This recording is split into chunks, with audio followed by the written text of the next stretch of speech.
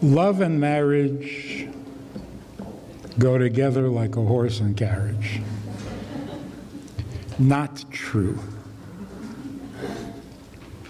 Made for a nice little song, but it's not true. Love and marriage do not go together like a horse and carriage. Horse and carriage go together much better than love and marriage go together. It's shocking. But the thing that is ruining marriages all over the world is love.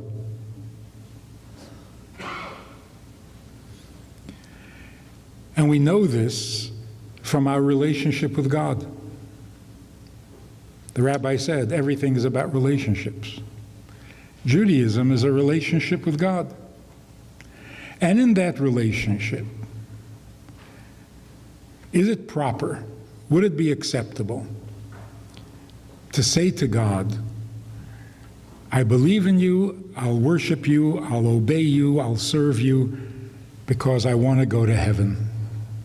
I want to get to heaven, to Gan Eden. Wouldn't be good? That wouldn't be acceptable? The Mishnah says, don't serve God like a servant who serves for a reward. Do it like the servant who serves without thought of a reward. What is so terrible about wanting to go to heaven? It's not a bad place. So imagine a man says to a woman, I love you for your money, and I want to marry you for your money. Bad? Offensive? Insulting?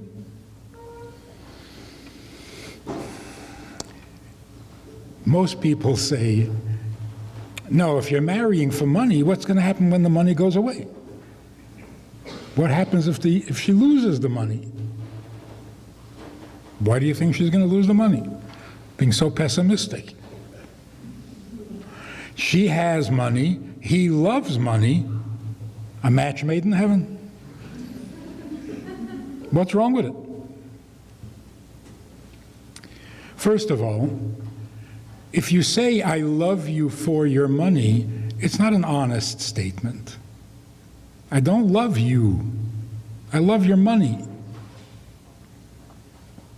Secondly, and this is really the ugly part, if he says, I want to marry you for your money, he's actually saying,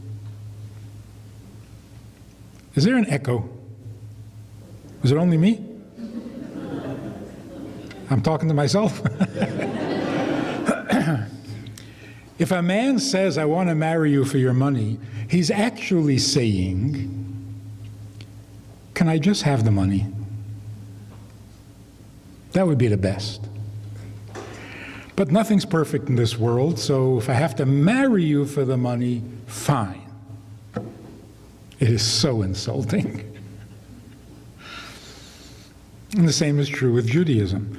If I say to God, I'll serve you, I'll obey you, I'll do the mitzvot, I just want to get to heaven. It's like saying, if I could just get to heaven without you, that would be perfect.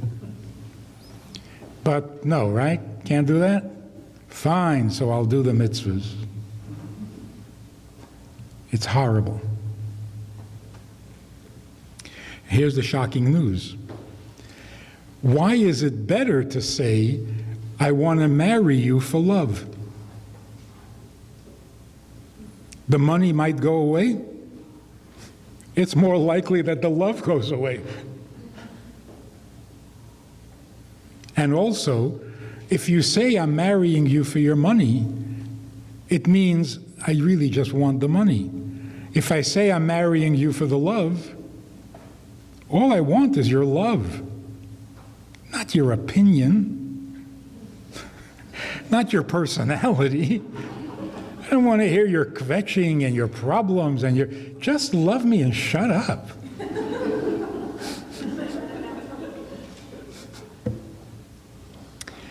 So I want to tell you what the problem is. Serious problem. And it's not even about marriage. It's about life. I've been doing marriage counseling for many years, and I kind of got used to the idea that some men and women who are married to each other don't like each other. Shocking. They hate each other, so they need counseling. Kind of got used to that. But there's something new going on for the last couple of years. Good marriages, successful marriages, people who have no complaints about each other actually say that they feel all alone in the world, individually. This woman is married, she has no complaints to the husband, the marriage is successful, the marriage is fine, but in a quiet moment, she feels like she's all alone in the world. This is not a marriage problem, this is a life problem. Because when you have that feeling, and it's a horrible one, your immune system crashes and you become vulnerable. It's really a health hazard. In England, where they have socialized medicine and the government has to pay if you're not feeling well, they are desperate. They started a whole department in the Ministry of Health to deal with the problem of loneliness, because it's costing them a fortune. You don't have to admit it, but there was a song back in the 70s. It was a very popular song. Piano Man. Yeah? So there's a brilliant line there. It says, they're sharing a drink they call loneliness, but it's better than drinking alone. The problem is not loneliness, which you can share. The problem is aloneness. You can't share that. What is the cure to aloneness? Marriage. Torah says, therefore should a man leave his father and mother, cleave to his wife, and become one. It's the only relationship in which you are actually one. You have to leave your mother and father, even if you have a wonderful relationship, but you're not one with them, because they have each other. If they don't have each other, that's a whole different problem. But they have each other. You're number 3, or 4, or 6, or 12. The only relationship in which you are one is marriage. So when marriage is not taking away that feeling, when marriage doesn't cure aloneness, there's something seriously missing, something fundamental. It's almost like it's not a marriage. Because marriage is supposed to take away that feeling of aloneness. And it could very well be the culprit is love. Because for the last 80 years, maybe more, actually since Tevye, since Tevye's daughter introduced him to love, people have been getting married for love. Are marriages lasting? Are they stronger? Are they more satisfying? Hardly. And I think love is to blame. A man says, I love everything about my wife. Pretty nice claim. But something wasn't making sense because his wife wants a divorce. So if you love everything about your wife, why is she unhappy? So I said to him, you love everything about your wife? He says, yeah. I said, do you love her? He says, everything about her. I said, yeah, but do you love her? He says, what about her? I said, not about her. Do you love her? He says, I don't know what you're saying. Thank you. I don't know what you're saying. If you take away all the things, what's her? It's like when people say, why can't you accept me for the way I am? Stop judging me. Accept me for the way I am. I would gladly do that, but I don't know how you am. What does that mean? Who am you? And if I ask you, you don't know either. Just me. What does that mean? What about you? No, not about me. So this has been an age-old problem. A woman says to her husband, I don't feel like you're really there for me. And of course, every husband says, what do you mean? Whatever you want. What do you want? Whatever you want, I'll do it. She says, never mind. He said, what did you start? What was that?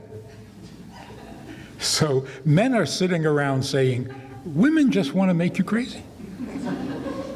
She starts complaining about something. I tell her I'll do anything she wants. She says, never mind. They just want to drive you crazy. And women sit around saying, men don't get it. And men are saying, get what? Never mind. Men are from Mars, women are from Venus? Yes. And don't bother reading the rest of the book, because it gun nicht helfen.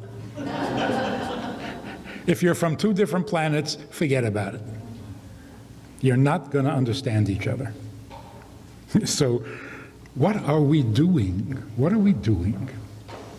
And the tragedy is even greater in that we're not educated at all. What were you told about marriage? What are we taught? Get married, have children, live happily ever after. Thank you.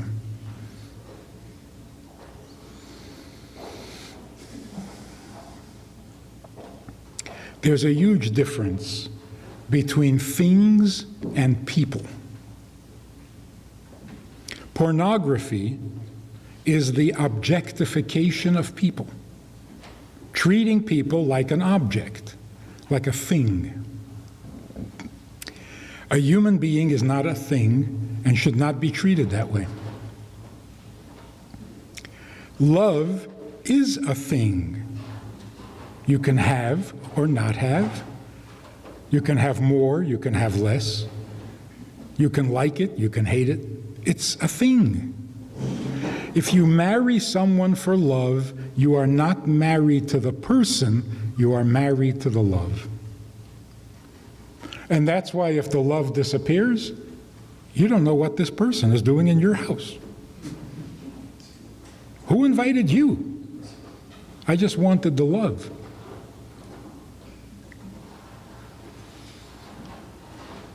So what does it mean to actually love someone and not something or many things? So let's look at some alternatives. What's more powerful than love? What's more valuable than love?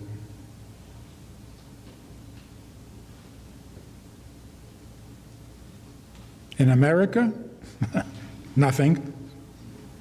Love is everything. In fact, God is love. Christian idea. But if God is love, then love is God. If you're worshiping His love, you're not worshiping Him.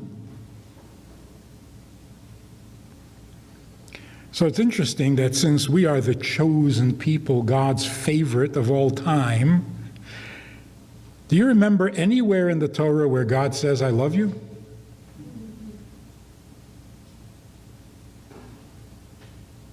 Review the whole Torah quickly. See if you remember anywhere where it says, I love you.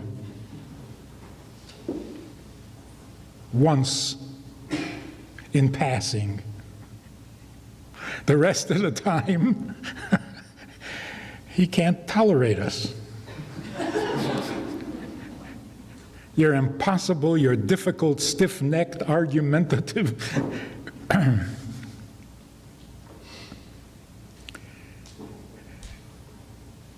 What is more powerful than love?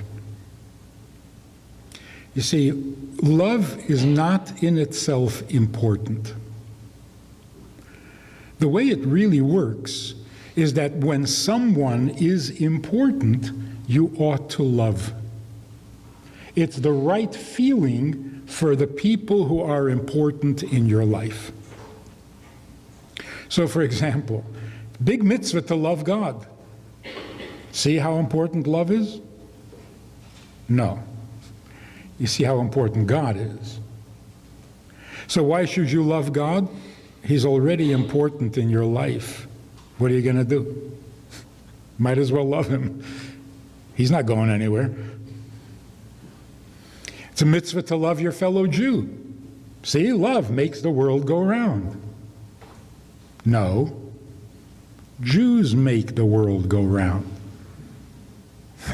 Ask any anti-Semite.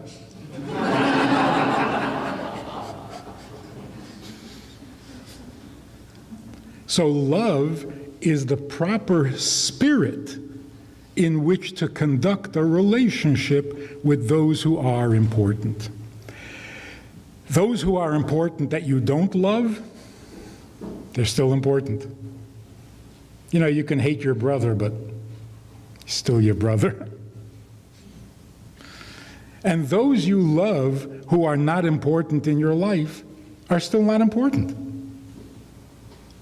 Love does not impart importance. It's an arrogant concept. If I love you, you're important. When I stop loving you, you're nothing. Terrible. Love does not make things important. Otherwise, chocolate would be the most important thing in the world. You love chocolate, and it's still not important.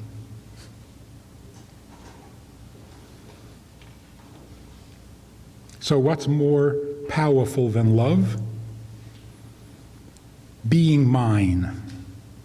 If you're mine, well, that's everything.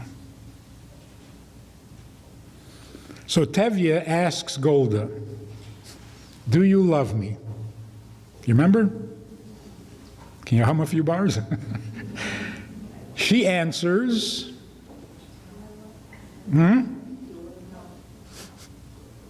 do I what? And then she sings him a song. 25 years I've washed your clothes and made your meals. And is that supposed to be a joke? Like she doesn't know what love is? He asks about love and she sings him a song about laundry.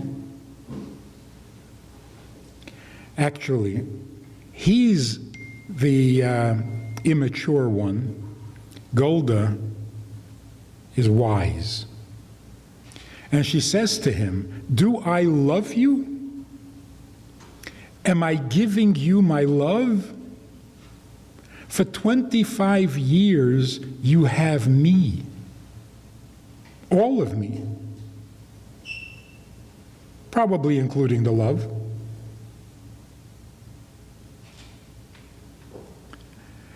I am yours. And then she concludes, if that's not love, then what is? So she's saying There is something much more important than love. Love comes and goes by nature. It rises, it falls. But I am yours. 25 years without a moment's interruption. So being yours is much more powerful than loving you. And that's why, again, surprisingly, unconditional love, there's no such thing. It's a monstrosity. Everybody wants unconditional love. It's a terrible idea. You tell your 11-year-old, I love you unconditionally. What does the 11-year-old hear? So I don't count? So it doesn't matter what I do? That's right. I will love you no matter who you are. Oh, so you don't know who I am? It is such a rejection. Very often you tell a child, I love you unconditionally, and the child will do everything he or she can to make you admit that you hate them. One girl was talking about, we had a teenage program in the beginning of the summer, and one of the girls said, oh no, my mother loves me even when I'm bad. I said, you haven't been bad enough. Try a little harder. And by the way, when it reaches that point where a mother hates her child, it is the worst hate in the world. It's dangerous. So yes, it's rare, but it certainly can happen. So what is love? Love is a response. I'm reacting to you. If you decide I'm going to love you no matter what, you're not reacting to me anymore. It's not a relationship anymore. Love is supposed to be a relationship. So what is unconditional? What's unconditional is fact. I am your mother unconditionally. I will always be your mother. Unconditionally. You know how unconditionally? I am your mother even when I hate you. And right now I hate you. But I'm your mother. That's much more powerful. I am yours, you're mine. That's never going to change. And that God does say about us. You are my people, and I can't get rid of you, even when I hate you. And that's reassuring. There's another very powerful word, more powerful than love, and that is home. What is a home?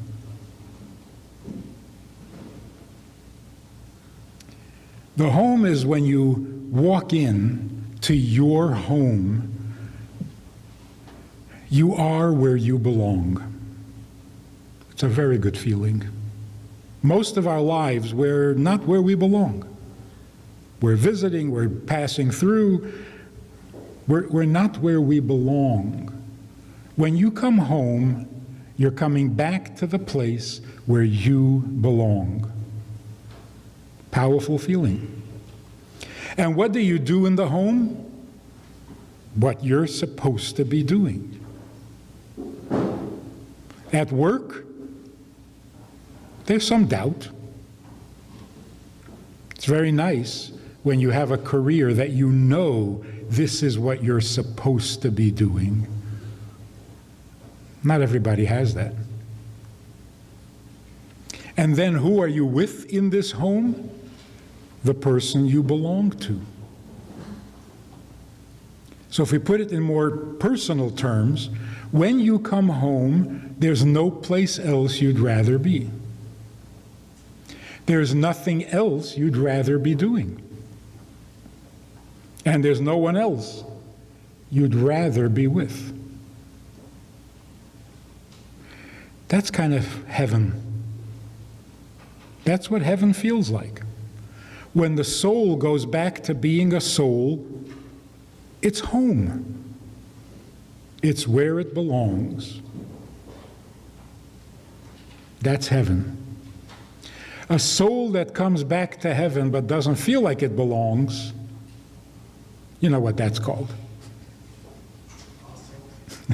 Huh? That's hell.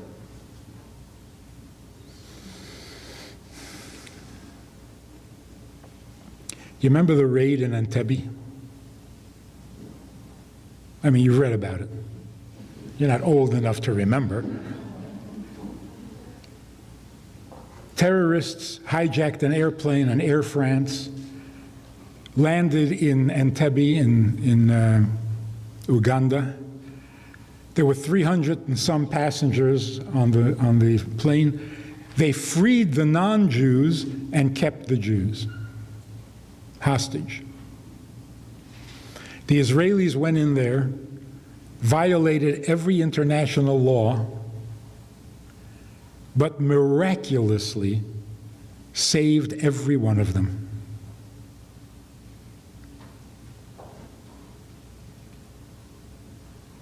What did the soldiers say after eliminating the 6 terrorists and only the Jews were left?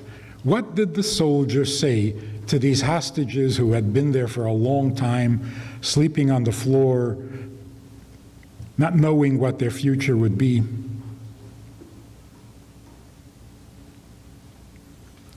Spontaneously, instinctively, these soldiers said the most perfect thing they could have said. Perfect. They said, "Let's go home." Is there anything else more powerful they could have said? Imagine if they had said, "We came to save you because we love you." It would have been horrible. It's like the Mickey Mouse song. Why? Because we love you. It was the perfect thing to say. Let's go home. So this is what home should feel like. Not, I love it here. I belong here. And if I'm where I belong, doing what I should be doing with the person that I'm meant to be with, what's not to love?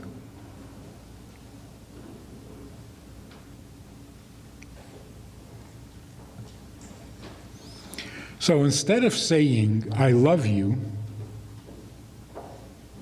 which could be a very selfish little sentence, because it begins with I. Once you start with I, how good can it be? And if the last word in the sentence is you, how good can that be? So it starts with I and it ends with you. Not nice.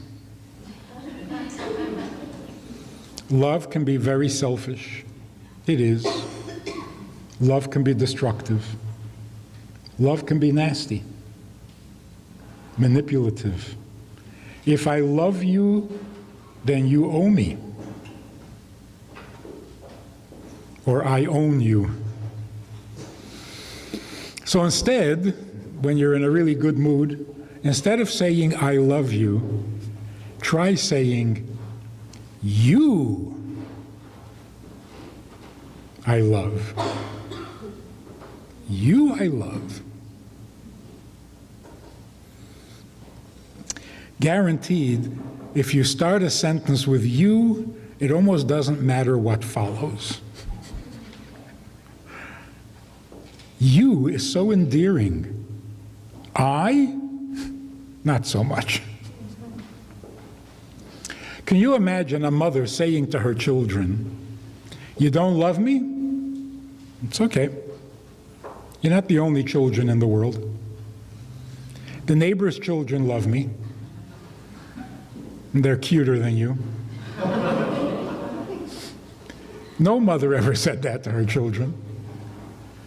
Because mothers don't need love from their children. They want their children's love, not love from their children. Yeah? Different? If I want love and I'm trying to get it from my children and they're being difficult, I'll go get it someplace else because I want love. But if I want my children's love, where am I going to go? I can't get my children's love from the neighbor's children. So if I want my children's love, I really want my children, including their love and their money. A woman does not need love from her husband.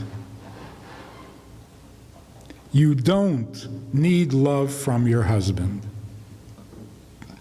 That is a destructive, unhealthy thought. A man does not need love from his wife. That's greedy, it's selfish, it's unhealthy. You need your husband's love, not love from your husband. And in general, you don't need love. It's a PR gimmick. You don't need love. You're all grown up. So if you really need love, go home to your mother. She'll love you. And if she doesn't, you got a different problem. That marriage isn't going to solve. You don't need love. You need someone, not something from someone. And when you have someone who is yours and you create a home, of course you're going to love it. Maybe not today, not now. But there will be love because there is what to love and there is reason to love. It's the icing on the cake. But the cake is the relationship, the marriage. So those of you who are thinking of getting married, the first thing you ask the person you meet, and it's never too late to do this even after you're married, you meet somebody, the first question you want to ask, the first thing you want to determine, the most important thing you need to know is, do you love marriage? Not do you love me? Everybody loves me. Do you love marriage? Because if you don't love marriage, I'm going home. There's nothing to talk about. In fact, I recommend that when you go on your first date, bring along a calendar. Open the calendar and point to a date. Like, what's today? August. February. February 15th, I plan to be married. I've got it scheduled. Wedding day. Open it up and show the person you're with. I'm planning to be married February 15th. If he says, of which year, just go home. He's not serious.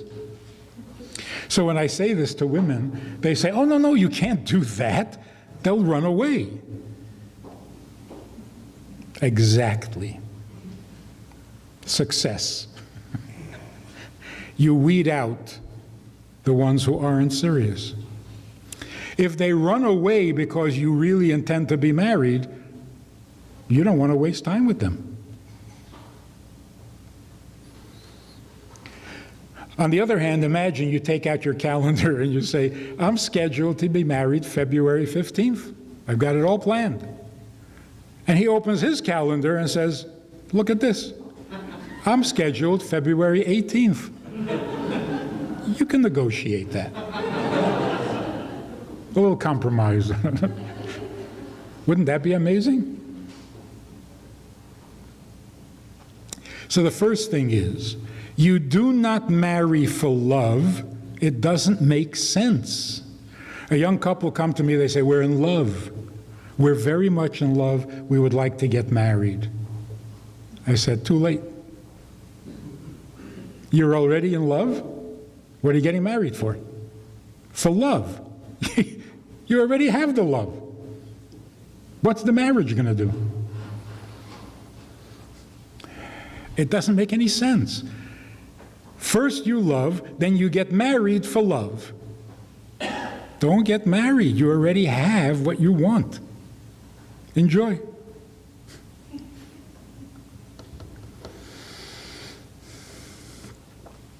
You get married for marriage. What a brilliant idea. You get married so that you'll be married. That doesn't sound like a good idea? Then don't do it. So if a man says to a woman, you know, I'm not the marrying type. I never really liked the idea, but you are so fantastic.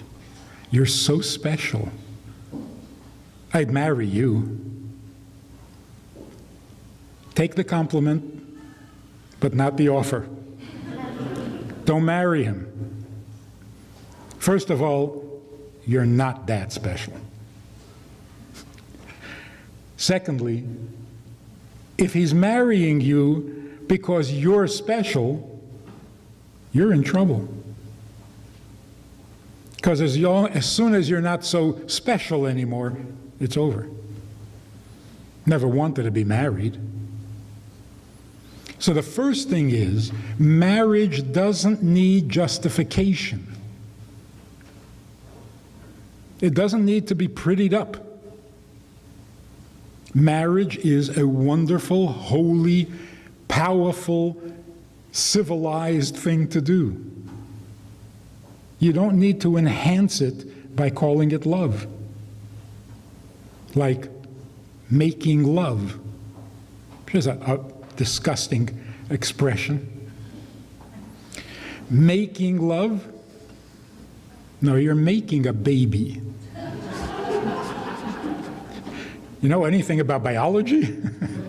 You're making a baby, you're not making love. Why do we call it that? Because we think it's disgusting. What am I? You think I'm just having sex? I'm not an animal. I'm making love. Oh, well. That's beautiful. Which I really never understood. If you think it's disgusting, why are you doing it with someone you love? Do it with someone you hate. How does calling it love fix it?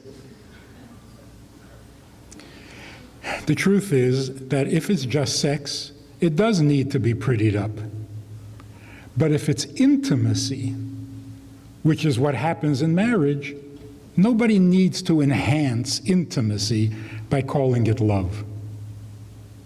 Because intimacy is more powerful, more holy, more real than love. So what does intimacy mean? Intimacy is the ability that people have to merge with each other through the process of elimination. When you eliminate and remove all things that come between you, you will become one. And the reason, if you need to know, the reason is because you were once one, and something separated you. Something. Get rid of that something, and you will be one again. Like 2 drops of water next to each other on the table. Isn't water supposed to flow? How do you have 2 drops of water?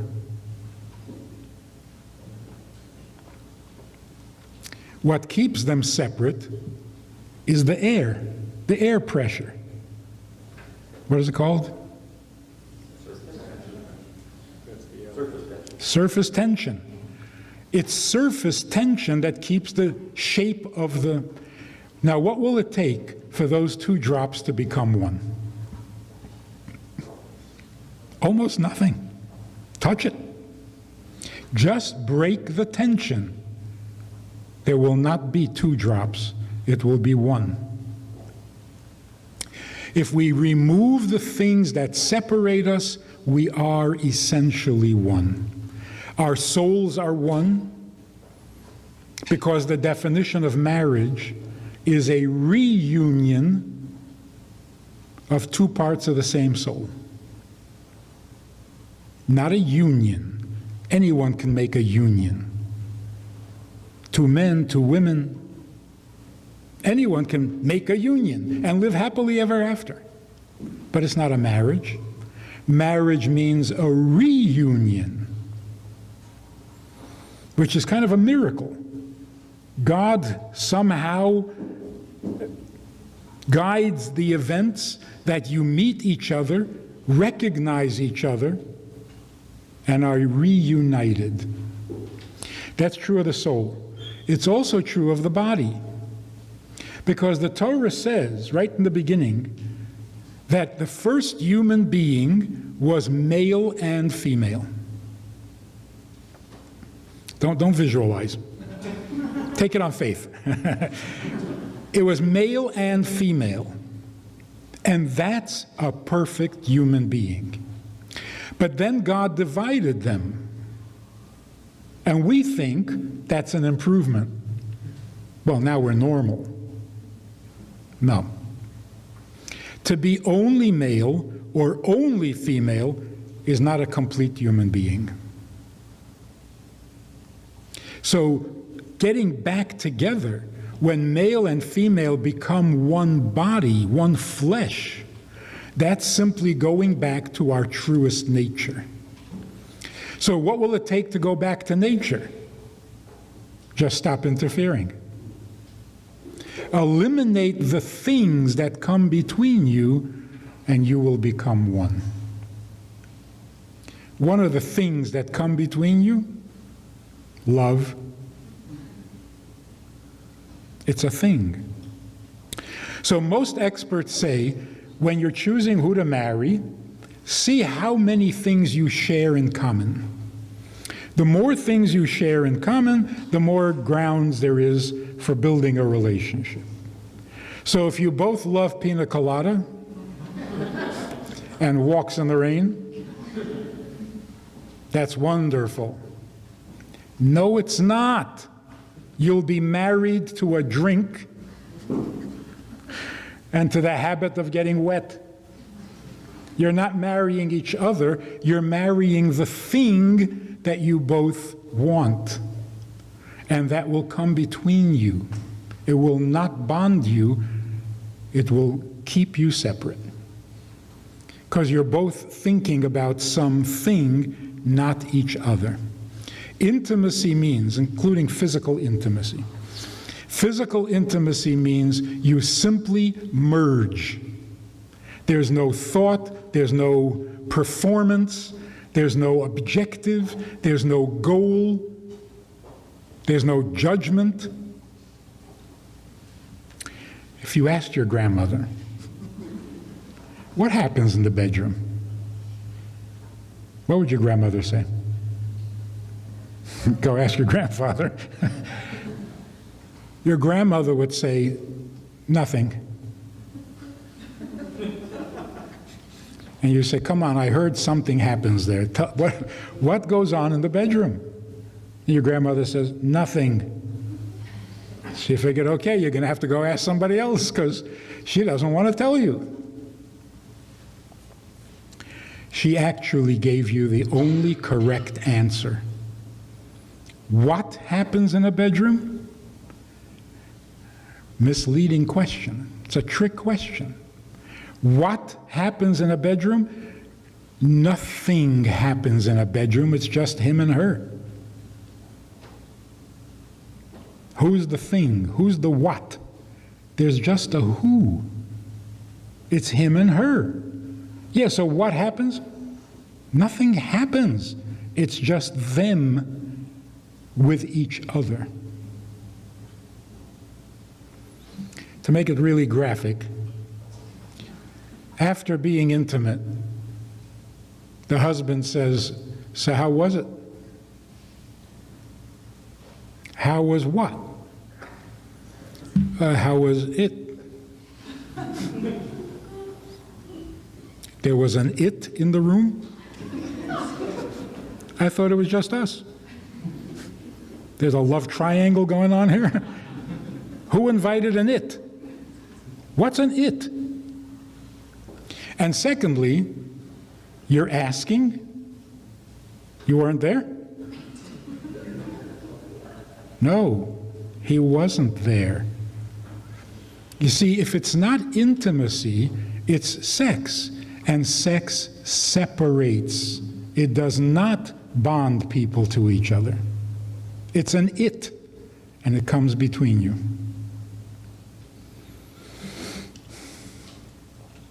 There is no it in a bedroom. Your grandmother is right again. A bedroom is a no-thing zone.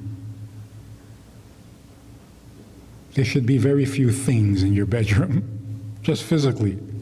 A television in a bedroom is deadly.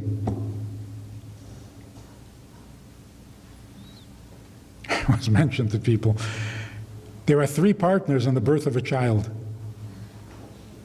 the mother, the father, and God. But in America, it's Jay Leno, because he's always on. He's the it in the room. It's not good. Anything, any sound, anything you see, anything you're wearing, anything you're thinking other than intimacy comes between you. So the sages were very curious about this one family, this one couple, who had amazing, unbelievable, perfect children. It was so impressive, the sages went to ask her, what do you do to make such incredible children? And she said, we are never intimate before 1 o'clock in the morning. They said, that's your secret? She says, until 1 o'clock in the morning in our village, there's activity. Somebody coming home late, somebody doing some work. So you hear a horse go by, you hear a door open or close. After 1 o'clock, there's no activity. So there's no possibility of a sound distracting us. Which means that when you're being intimate and you're conscious of a sound outside, you've ruined it. There is something in the room. So lately I've been running around peddling the book. So I get to go on podcasts and all the other couple of television shows. And some of the interviewers are like the furthest thing you can imagine from anything modest, edel, traditional. And to talk about intimacy, and they say, what's a practical suggestion that you can give people? I say, never be intimate with the lights on. Always in the dark. And these people who you would never expect it from them, they're like, wow, yeah, dark. Do you remember all the old shows, I Love Lucy and all the rest? When they were going to be intimate, what was the last thing they did? Turned off the lamp from their separate beds. They turned off the lamp and you knew they're going to be intimate. And that's not because of television censorship. That was the normal behavior in all of America. When you're intimate, it's in the dark. That was the norm. Who changed it? Who introduced having the lights on? Pornography. Because it's hard to take pictures in the dark. And now it has become mainstream. But if you just think about it for a second. Dark, so you see no thing. Quiet, you hear no thing, and you say no thing. Keep things out. What are you going to be left with? Each other. That's intimacy. If you're angry at each other, don't even try to be intimate. All the experts say, if you're angry, be intimate. You won't be intimate. You'll be doing something. You won't be there for each other. If you're a little tipsy, don't be intimate, because you're not present. If you're not fully awake, don't be intimate. You know the Me Too business that's going on? Yeah, you know? Men are not nice to women, whatever, right? So women are objecting. Now, some people say the problem is men don't respect women. We have to do something to get men to respect women. That's true. But that's an old problem. And some of the men who are found guilty or accused of misbehavior, they do respect women. They do. Others say that the problem comes from the abuse of power. If a man has power, he'll abuse it. Well, so will a woman. The abuse of power is also an old problem. Today we're experiencing something else. Back in the 60s, men and women decided that intimacy deserves no respect. Free love. Free. Free of what? Free of responsibility, free of commitment, free of seriousness, free of meaning, free. And it sounded like a good argument because so many people were uptight and incapable of anything romantic, and they said, relax. It's fun. Have some fun. What are you getting so uptight about? Men and women. So what we have lost is not the respect for women, it's the respect for intimacy. Intimacy is awesome.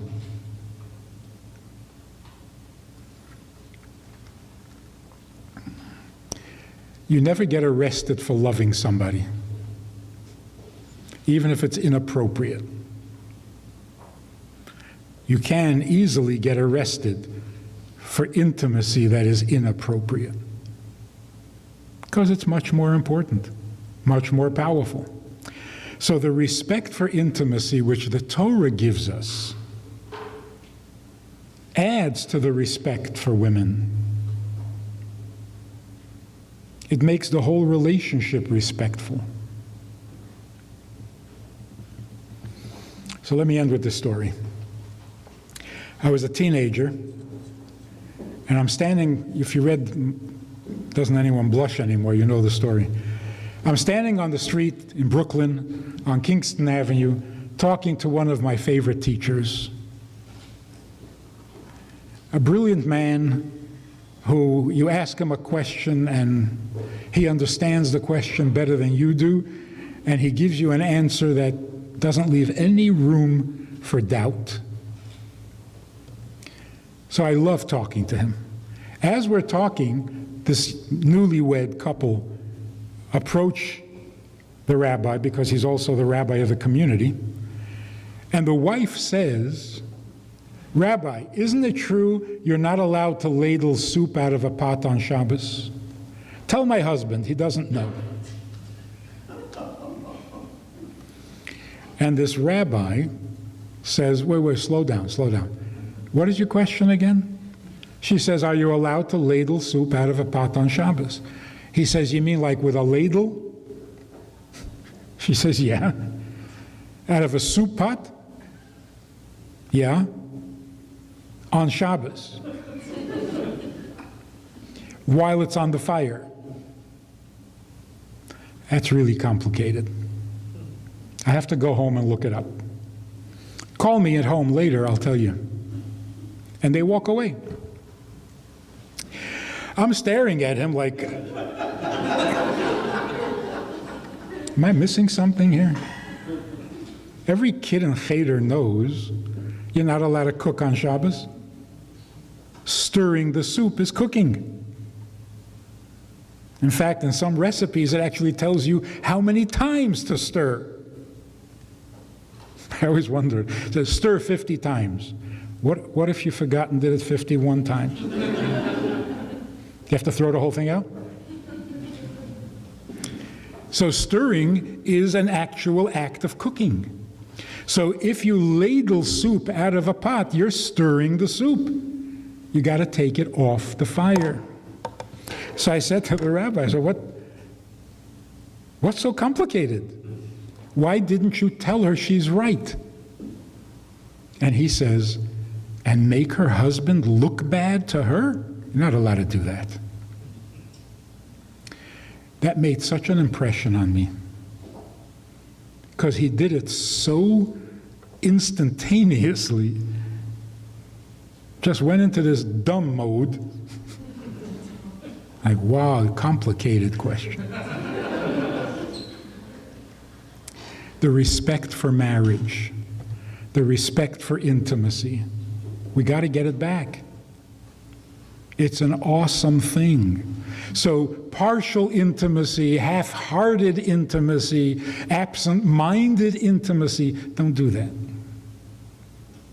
Have respect for intimacy. It's got to be right. It's got to be whole. And again, it means eliminate all things. Anything can get between you when you're supposed to be merging and becoming one. The tone of voice you use at home, be careful.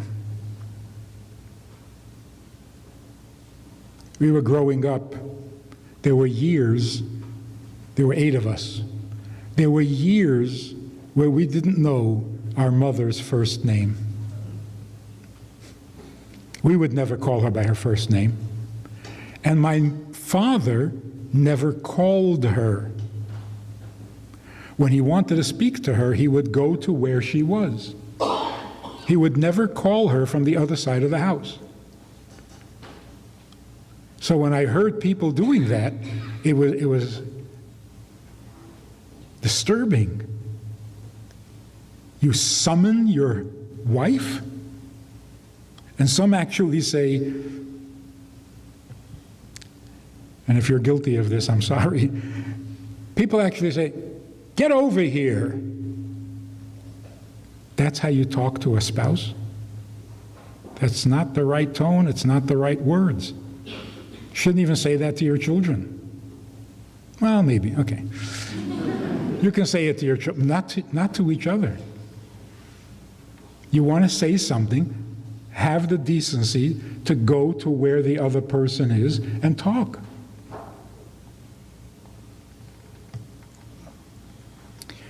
The Rebbe of Kotsk was a very intense person, always looking for the absolute honesty and truth. And people thought that he didn't know his Chassidim very well. They were very surprised when he described one of the Chassidim with great insight into his personality, into his emotional makeup. So they asked the Rebbe about another Chassid, and he described the other Chassid with great insight. Finally, they asked him, "What about your son?" He says, "Do I know my son? I know with which thoughts I invited him into this world." That's another story that blew me away. When you're being intimate, the child that results feels invited. But when you're busy with something, if you're distracted by something, if the intimacy has become a performance and you're self-conscious about it, the child doesn't feel welcomed.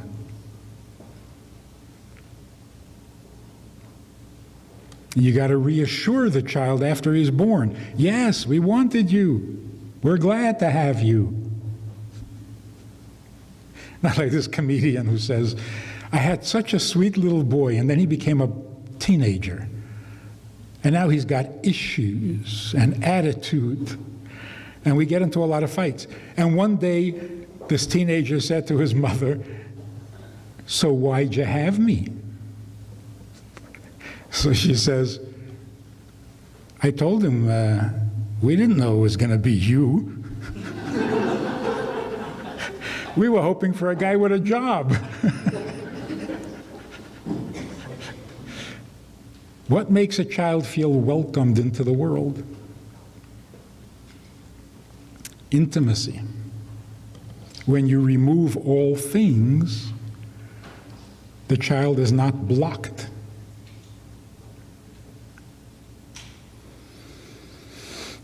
So, how do we get the power back into our marriages? The wow. And wow doesn't mean frivolous fun. It means the awesomeness that marriage is supposed to be. That which creates a home that feels like heaven. So when you walk in your front door after a day at work or whatever, look at the mezuzah. The mezuzah on your front door says, "You are now entering heaven." Out there, whatever. But now, this is where you live. Outside, you just exist. The house, the home, that's where life happens. Don't say to your teenage daughter, "You can't go out dressed like that." No. If she's not dressed properly, tell her to get out. You can't stay in the house dressed like that. Because this is a home. This place is heaven. Here, everything is wonderful. If you don't want to be wonderful, do it outside. Why is the street more important than the home? Why will you run around in the home not dressed properly with each other? But if the doorbell rings and some guy's delivering pizza, you get decent. And with each other, you don't have to be decent. You have more respect for the pizza delivery guy than for each other. Don't do that. You got to upgrade the relationship. The more refined, the more respectful, the more dignified, the more elegant, the less things get in the way. Get the television out. Keep the computer out. Don't have a desk to do a little work before you go to sleep. Keep the bedroom like your grandmother's bedroom, a no-thing zone. The children will benefit greatly. Your marriage will benefit greatly. The community will benefit greatly. And maybe we'll have a healthy, normal society. Because I don't know if you've been listening to the news. We're in trouble. Something is desperately wrong. You know what I'm talking about? It's out of control. And for no reason. For nothing. So we need to upgrade. And you got to do it together. It's got to be mutual. So plan. We upgrade everything else. We want to improve everything else, but we take our marriage for granted? Shouldn't be. So every time we come back from shul, for example, we should be a better husband. I mean, what else did you accomplish by going to shul? At least that, right? Every time we learn a little Torah, you become a better wife, you become a better husband. It really is worth every effort, because we can't be alone. Can't. So we should all have good news. Our marriages should be the healthiest, the strongest, the happiest, and then the most loving, because you have so much to love. Thanks for listening. Thanks for coming. Have an easy fast. You have questions? Yes? Actually, there's questions submitted online, right, in advance, that were after Rosh Hashanah asked me to read it off. Okay. People submitted them anonymously. One at a time. So we'll start with, which spouse is meant to initiate in a healthy marriage? Which spouse is meant to initiate in a healthy marriage? The more aggressive one. No. It really should be the man. If you want to know what a healthy relationship is between a man and a woman, and that too has become so ridiculous, we don't know what male and female is anymore. I was speaking with a group of rabbis. We're talking about continuity. And they were saying, they got to change this, you got to change that, I said, whoa, wait. We're talking about continuity. Don't make changes. Continuity means you do what your grandfather did and what his grandfather did. One of the rabbis said, how can you ignore 50% of the population? What did I say? You said grandfather. Why didn't you say grandmother?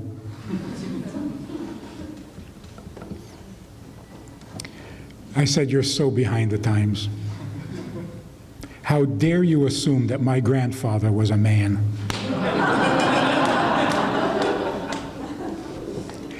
And she had nothing to say. That's how crazy it was, right? Here's what a good, healthy relationship means. For those of you who are getting married, you need good chemistry. Good chemistry means exactly, precisely this.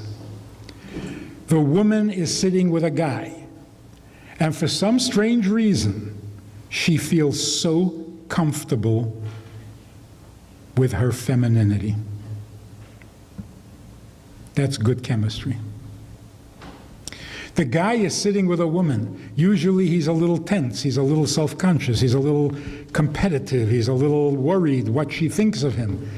With this woman, he feels so comfortable being a man.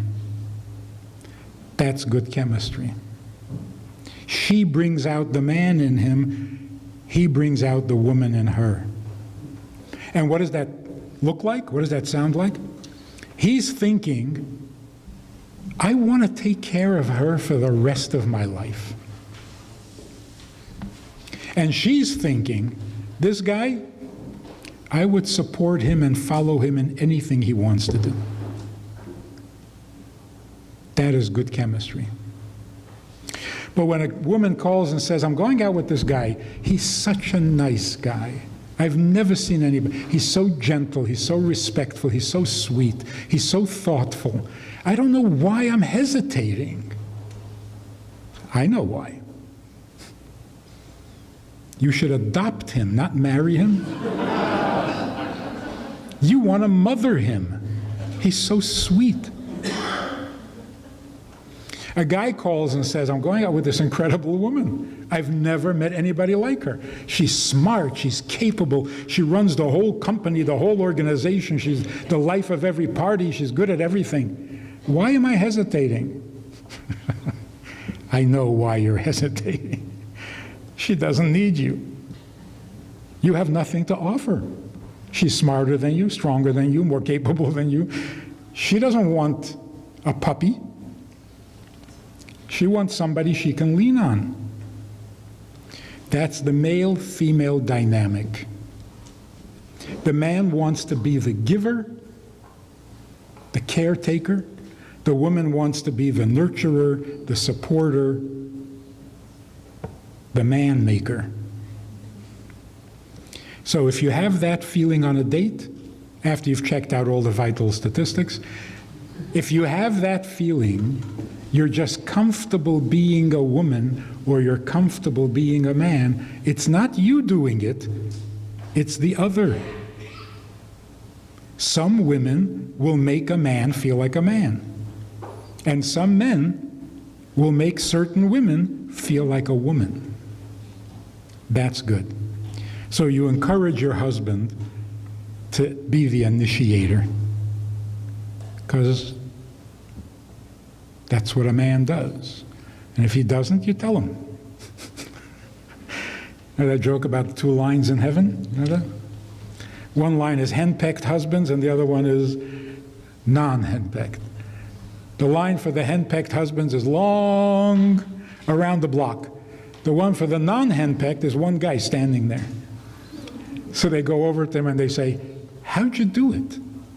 How did you manage to stay on top of the relationship? He says, on top? I don't know what that means. My wife told me to stand here, so I'm saying.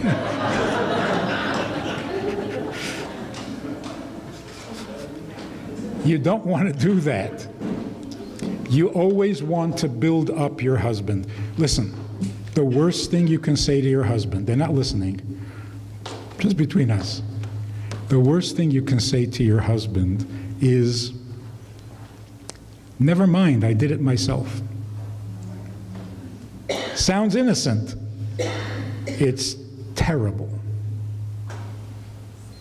I know you can open the jar yourself. Don't. I know you can take out the garbage yourself. Don't. So who should initiate? The man. And if he doesn't, tell him to initiate. Another question, what advice do you have for older singles who are trying to date to get married? Same advice as for young people.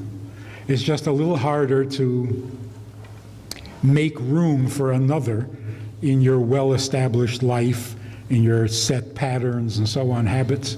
But it's the same idea. Work through a shadchan. Believe it or not, it is still a wonderful idea. Just the two of you? Not good. Not good. You go out on a first date, and within a half hour you decide, I don't want to meet this person again. But at the end of the date, the person says, so should we get together again on Monday? And you don't have the heart to say, no. So you, yeah, okay. You're getting in deeper than you want to be. It's uncomfortable. It should never happen. You go out on a date, you call the shadchan, you say, I would like to see him again. And he says to the shadchan, I'd like to see her again. Then the shadchan says, there is another date. Otherwise, there is no other date. That way, nobody gets hurt, there's nothing murky, there's nothing confusing, there's no misunderstandings. It's really nice. Okay, we'll do one more. What advice do you have for couples who've been married for a long time to keep the spark alive? The same comedian with the kid says, people are always, I've been married for 30 years, she says, and people always ask me, what is the secret to a long, happy marriage? Well, I can tell you about long. She says, I made a vow till death do us part. I didn't think it would take that long.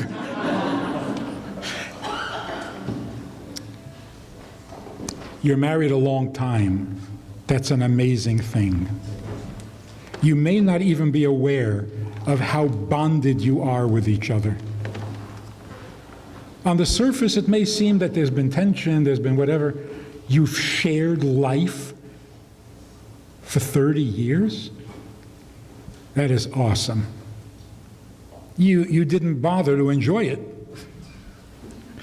You didn't stop to appreciate it, but you have it. And that is really amazing. So celebrate it now.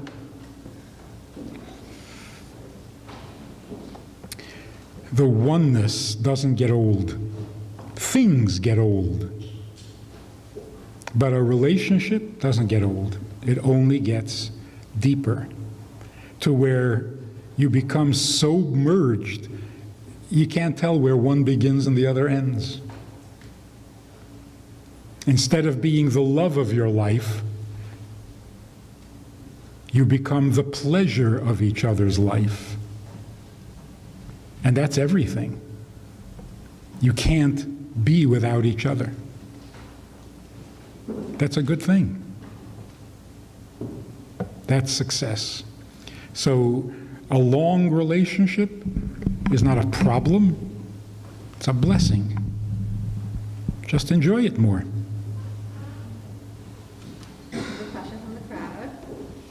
If a child asks, will you always love me, how are you supposed to respond? If a child asks, will you always love me, what should you say?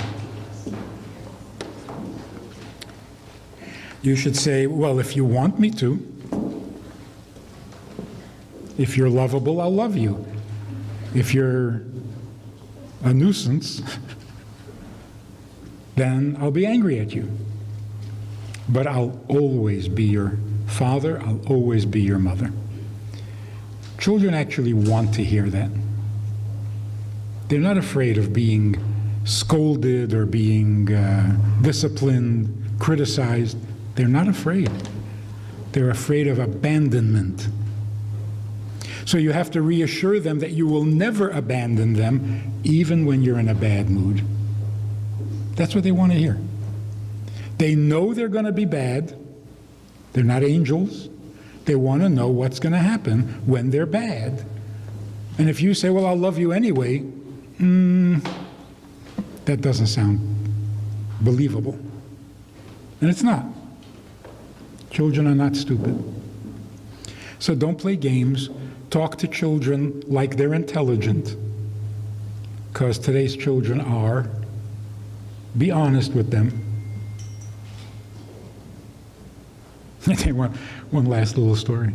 A guy calls me from Israel. He's got a problem. His 12-year-old daughter got it into her head that God is angry at her. And nothing they tried helped. They went to psychiatrists, they went to rabbis, they went to Kabbalists, they went to voodoo, nothing helped. So he calls me, I don't know him, and he puts her on the phone. So I said, God is angry at you? She says, yeah. I said, I'm so jealous. She says, what? I said, you're 12 years old and you can get God angry? How did you become so important? Problem was resolved. Why? Very simple. Everyone she went to told her 100 times over, God is not angry. God loves you. It doesn't work.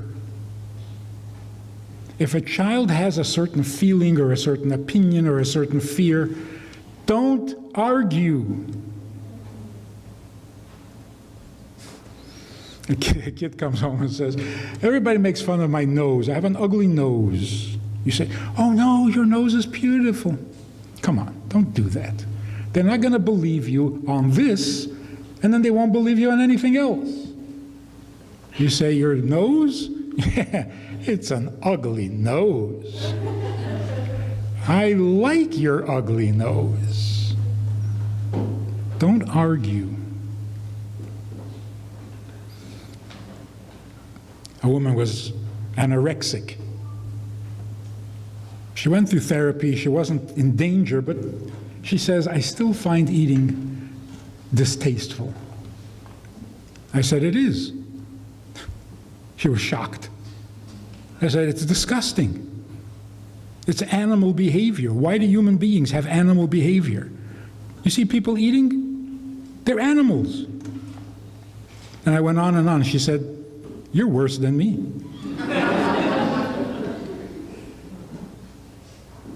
I said, look, God designed us, and for some reason, He built into the human being an animal need. I don't know why, it's so humiliating. But what are you going to do? You swallow your pride, and you eat something. Problem went away. Again, because I didn't argue with her. If there's some truth to what she's saying, go with it. Why do you have to argue and dismiss people's feelings and people's opinions? And so with children particularly, if a child is saying, I'm not sure you like me. Do you really like me? You say, oh yes. He'll never trust you again. Say, you know, sometimes you really bother me. When you don't listen, it makes me really angry. And when you hit your brother, I don't like you. Other than that, you're okay. Then the child knows he's safe. But if you play games, no games. Your children will be grateful. So again, thank you very much for coming. Thank you very much for listening. Partner with Rabbi Friedman. Visit itsgoodtoknow.org/support.